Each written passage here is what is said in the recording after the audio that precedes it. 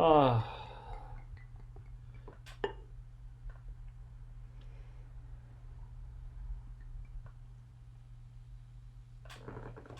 Cheers.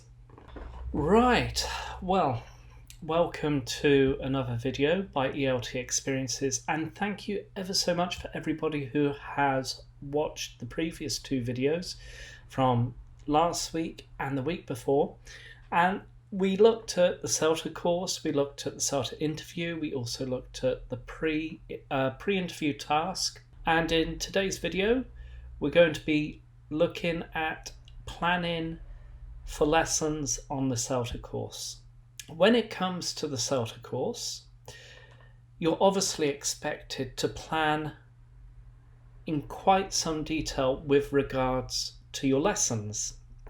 Now, there's a couple of things which can help you alleviate some of the issues when it comes to lesson planning. When you're provided with your course book for your group, I would recommend that you look at the contents, the table of contents with regards to the course book.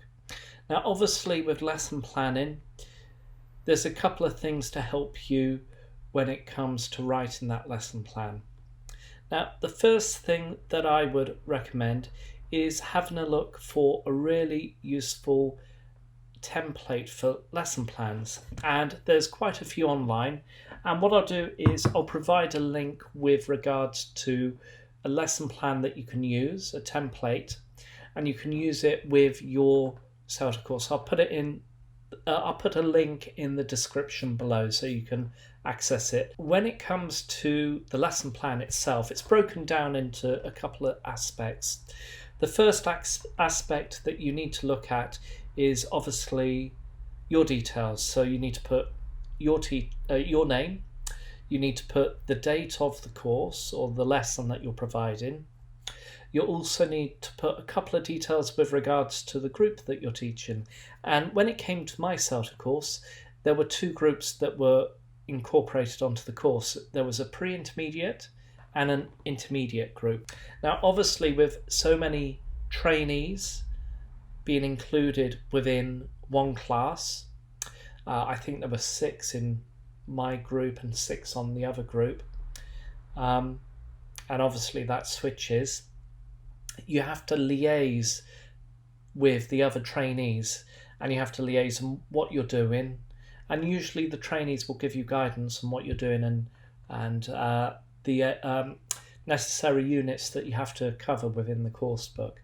Now, to make your life a lot easier when it comes to the lesson plan, and on my course I was provided with the necessary book, and within the contents page or the unit you're provided with the aims of that particular unit. So this will help you when it comes to writing out the aims with regards to that lesson plan. And normally when it comes down to aims, I try to focus on, by the end of the lesson, students will be able to, and then whatever you hope for the students to achieve by the end of the lesson. And it's always a good idea what you want the students to achieve at the end of the lesson. So obviously, looking at the contents page within the course book that you're provided, as well as the teacher's book, this will help immensely understanding what your primary aims are. And obviously there's a section with secondary aims which you could cover. Within secondary aims, it's actually the necessary supporting aims that will help your students achieve whatever the primary aims are. So for example, if we have a look at this, we have Unit 2, Cutting Edge, which I used on my CELTA course. And we've got the grammar, past simple, positive, negative, past simple questions. We've got the vocabulary, time phrases, at, on, in, ago, and words to describe feelings.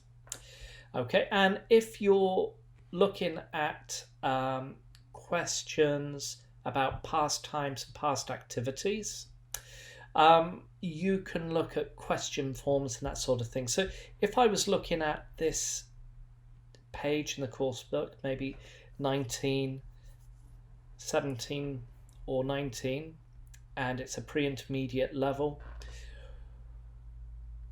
I would focus the primary aims on, by the end of the lessons, students will be able to ask and answer questions about past times and past activities. Now, the secondary aims, with regards to that, you could then look at students will practice past simple question forms and express in past simple positive and negative forms. And vocabulary will include time phrases and words to describe feelings or past activities or something like that. So this would be the broad outline with regards to that particular lesson. Now, when it comes down to, where you want to go, so you already know what you want the students to achieve, you need to try and focus on the different stages, how you're going to get there, a sort of roadmap per se.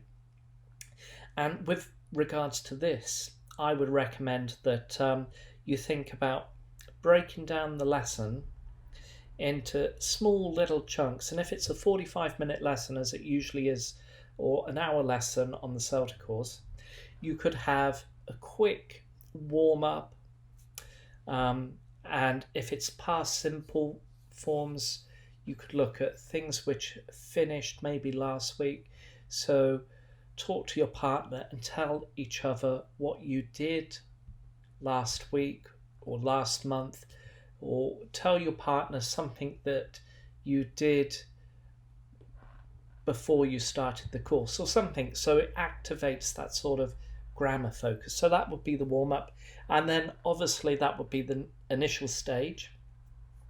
You could change it where you tell the students what you did last week, and the students have to try and listen and then tell each other what they remember about what you said, and again trying to use the past simple to reinforce the main grammar. And after that step, after the warm-up stage, you could introduce past simple question forms. So you could either give sort of very short prompts and they have to try and fill in the full questions, or you could give them answers and they have to try and think of the necessary questions that go with the answers, so, something like that.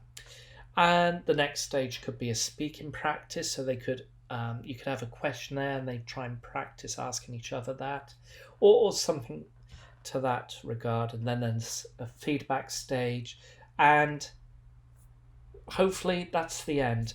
So when it comes down to the actual lesson plan, you have to think about initially what you would like the students to achieve.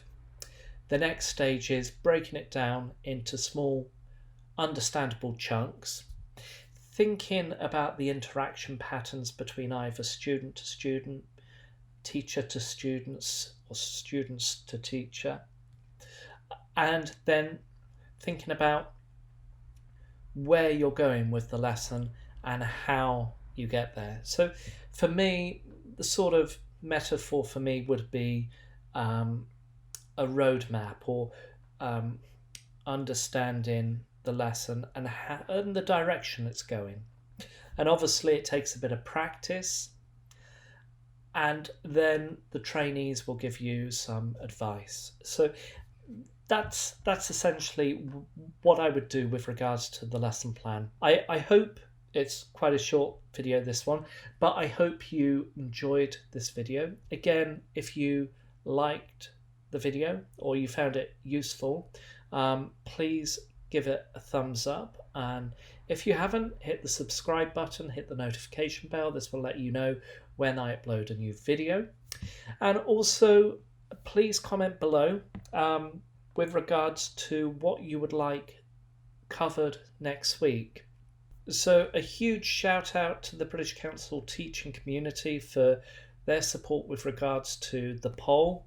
The poll itself was a very useful way of gauging what you wanted to see in our next video. Again, I'll be putting out a poll for next week's video, and it would be great to know what you want to see. Also, finally, a huge shout out to Marcus James from the British Council Teaching Community group, Facebook group. Thank you very much, Marcus, for all your support, and really appreciate it. So huge thumbs up to you. And again, it'd be great to see what the teaching community from the British Council would prefer to watch in a future video. I'm going to leave it there. I'm going to enjoy this nice, well, rather warm beer now, and I hope to see you next week, and thanks for watching. Happy teaching, and see you next time. Bye bye.